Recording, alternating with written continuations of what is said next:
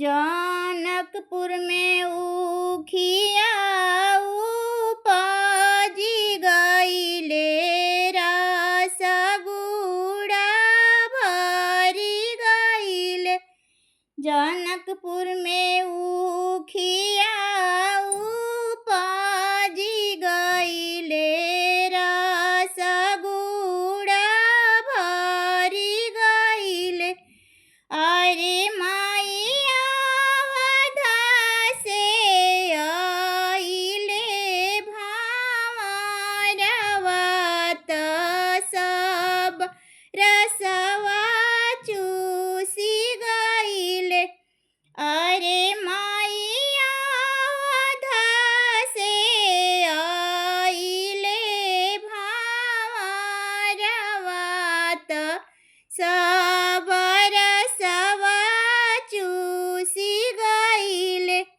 चिट्ठिया जे लिखेले बेटी के पापा भेजले समाधि पास।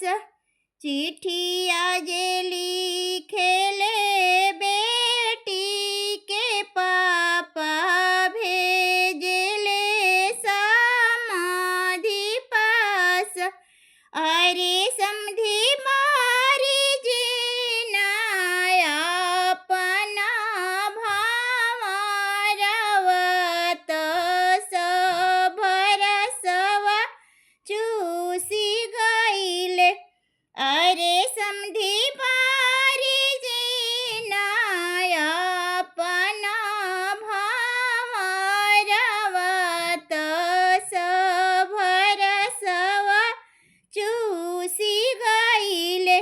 चिट्ठिया जे लिखेले बेटा के पापा भेजले समाधि के पास।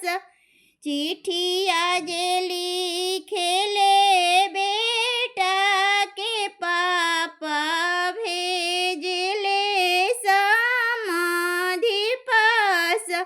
अरे समधी